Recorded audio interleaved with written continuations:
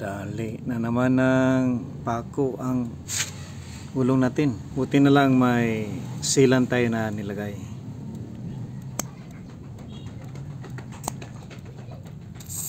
Yun ang sealant natin.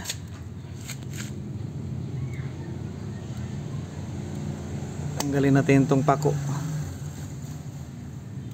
Kung okay ba ang sealant natin para dito.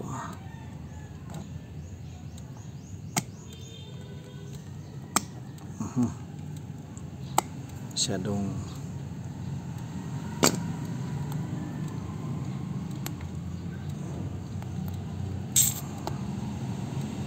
yan guys, oh.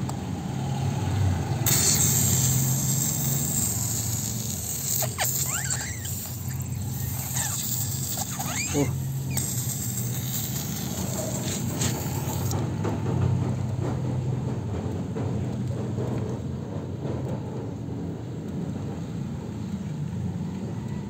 Ito yung pako.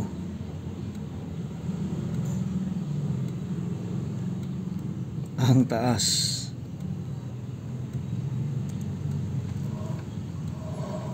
Tingnan natin kung na-seal niya.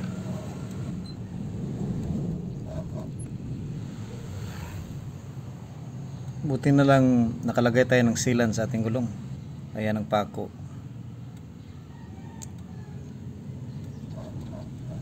Meron pa ba?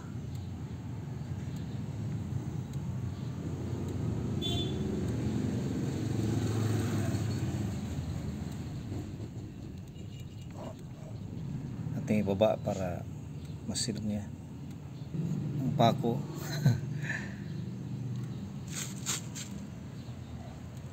Makapal pa ang gulong ko.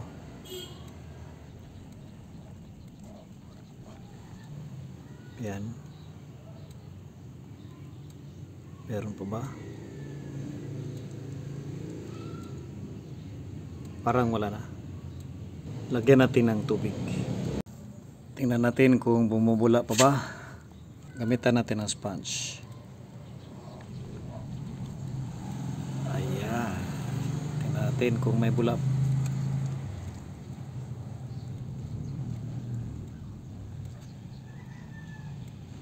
Yun, wala nang bula. Sealed na. Effective talaga ang star sealant natin.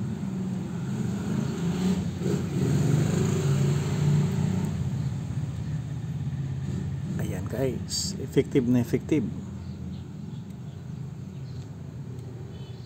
Wala nang hangin na lumalabas. Oh.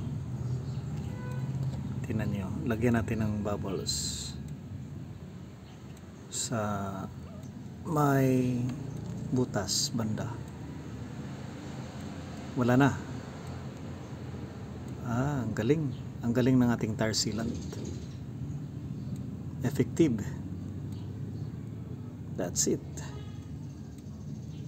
Kapag hindi yun tumalab, meron tayong extreme tire sealer and inflator na backup natin kapag may butas ang ating gulong for emergency purposes. Ayan, oh. Tingnan natin kung ilang PSI ang nabawas sa ating gulong. 32 PSI. Effective yun talaga ang tire sealant natin. Ang recommended na PSI dito sa likuran ng EDV ay 33.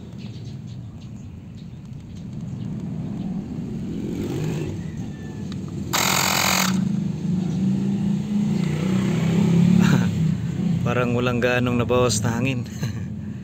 Salamat sa ating tire sealant. Thank you for watching. God bless.